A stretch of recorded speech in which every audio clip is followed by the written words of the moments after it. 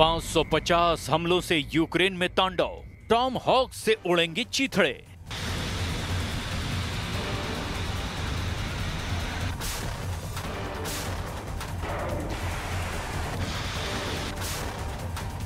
एक 1319 दिनों से चल रही रूस यूक्रेन जंग में अब युद्ध के ऐसी जंगी पैंतरे इस्तेमाल हो रहे हैं जिसने इस युद्ध को तीसरे विश्व युद्ध के परमाणु खतरे में तब्दील कर दिया है।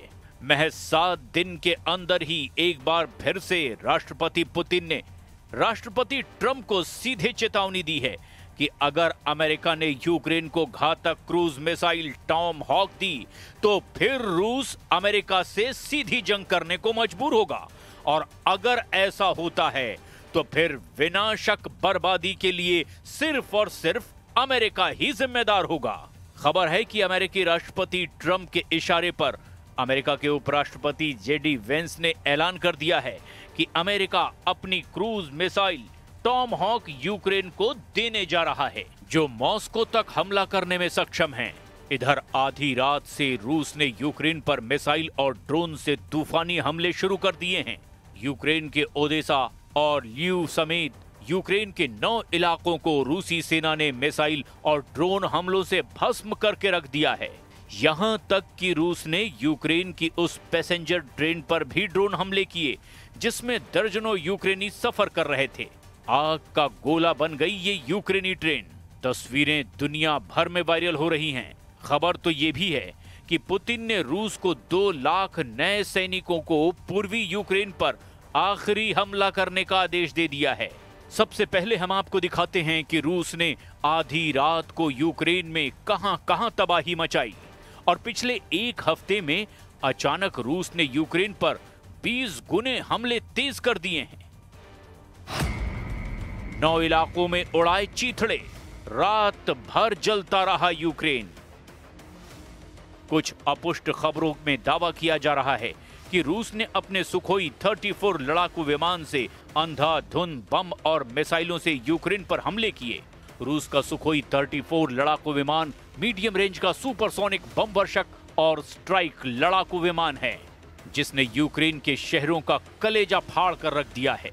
वहीं यूक्रेनी सेना और राष्ट्रपति जेलेंस्की का दावा है कि रूस ने यूक्रेन पर दर्जनों बैलिस्टिक और क्रूज मिसाइलों से हमले किए हैं। इसके साथ ही रूस ने ईरानी ड्रोन शाहिद 136 से भी भीषण हमले किए हैं। हम आपको ये भी बता दें कि यूक्रेन के ज़ापोरिज़िया में मौजूद परमाणु रिएक्टर भी अब रूस की सेना के जद में आ चुका है, जिससे कभी भी वहां परमाणु तबाही आ सकती है। अब आप ये भी जान लीजिए कि पिछले 24 घंटे में ही यूक्रेन पर हुए रूसी हमलों में कितना बड़ा नुकसान हुआ है। रिपोर्ट्स के मुताबिक आधी रात को रूस ने यूक्रेन के 9 इलाकों पर जबरदस्त हवाई हमले किए। यूक्रेनी दावों के मुताबिक रूस ने आधी रात को यूक्रेन पर ड्रोन, मिसाइल और गाइडेड बमों से भीषण हमले किए। दावा किया गया कि रूस ने किंजल बैलिस्टिक मिसाइलों से भी हमले किए हैं।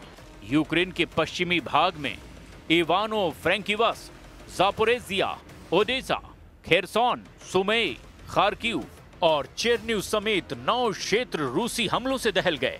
शुरुआती रिपोर्ट के मुताबिक रूस के इस हमले में 5 यूक्रेनी नागरिकों के मारे जाने की खबर है।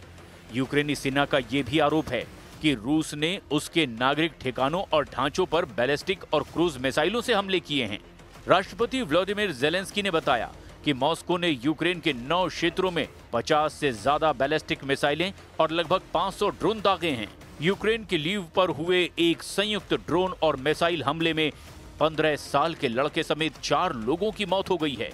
रूस के मिसाइल और ड्रोन हमलों की वजह से 9 इलाकों में बिजली सप्लाई भी पूरी तरह से ठप पड़ गई है, जबकि ओडेसा में रह रहे 73,000 से ज्यादा लोग अंधेरे में रहने को मजबूर हो गए। रूसी हमलों से यूक्रेन के गैस संयंत्रों को भयंकर नुकसान हुआ है।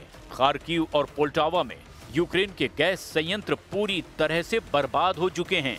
वहीं यूक्रेन के सुमे इलाके में मौजूद शोत्स्का रेलवे स्टेशन पर रूसी ड्रोन हमलों से हाहाकार मच गया। पैसेंजर ट्रेन पर हुए रूसी ड्रोन हमले में कम से कम 1 शख्स की मौत हो गई है और करीब 30 से ज्यादा इसमें घायल हुए। यूक्रेनी अधिकारियों ने इसे डबल टैप हमला कहा, जिसमें पहले हमले के बाद बचाव दलों पर दूसरा हमला किया गया। свої цілі. Абсолютна більшість мішеней – цивільні об'єкти, звичайно, інфраструктура. Це енергетика, цивільні підприємства, склади, причому саме склади з цивільними товарами. Також це наша логістика. Логістика на залізниці – те, що забезпечує нормальність. टॉम हॉक के उड़ेंगे चीथड़े, पुतिन का ट्रंप को खुला चैलेंज। ऐसा लगता है कि राष्ट्रपति ट्रंप अब जानबूझकर रूस यूक्रेन युद्ध को भड़का रहे हैं। जब से ट्रंप ने पुतिन को और रूस को कागजी शेर कहा, उसके बाद से रूस ने यूक्रेनी शहरों के चीथड़े उड़ाकर रख दिए हैं। अब तक यूक्रेन के 27% से ज्यादा इलाके पर रूस कब्जा कर चुका है। यूक्रेन के जापोरेजिया, खेरसोन, लुहांस्क, खार्किव पर भी अब रूस का कब्जा लगभग हो ही चुका है। हारते और हाँफते यूक्रेन के सामने अब बस एक ही रास्ता बचा है कि अगर यूरोपीय देश रूस पर हमला कर दें तो यूक्रेन की हार कुछ और वक्त के लिए आगे टल सकती है। हालात तो अब ये हो गए कि या तो अब नेटो और अमेरिका रूस के खिलाफ खुली जंग करें या फिर वो यूक्रेन को वो हथियार ना दें जो रूस में विनाश कर सकते हैं। दोनों ही स्थिति में रूस अपने दुश्मनों को तबाह कर देगा और इसमें कोई शक नहीं रह गया। पुतिन ने ट्रंप सरकार और नेटो देशों को सीधे धमकी दी है कि अगर यूक्रेन को टॉम हॉक जैसी लंबी दूरी की क्रूज मिसाइलें दी तो यूक्रेन के साथ साथ नेटो देशों पर भी हमले शुरू हो जाएंगे। राष्ट्रपति पुतिन ने ट्रंप और नेटो दोनों को बड़ी जंग की धमकी दी है। रूस के राष्ट्रपति व्लादिमीर पुतिन ने काला सागर रिसोर्ट सोची में अंतर्राष्ट्रीय विदेश नीति विशेषज्ञों के एक मंच पर अमेरिका को खुली धमकी दे दी। पुतिन ने अमेरिका को सीधे धमकाते हुए कहा कि अगर अमेरिका यूक्रेन को टॉम हॉक क्रूज मिसाइलें देता है तो रूस अमेरिका के रिश्तों के लिए बड़ा झटका होगा। लेकिन अमेरिका की टॉम हॉक मिसाइल युद्ध के मैदान पर कुछ भी नहीं बदल पाएगी।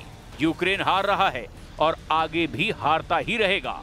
रूसी सेना धीरे धीरे लेकिन लगातार आगे बढ़ती जा रही है।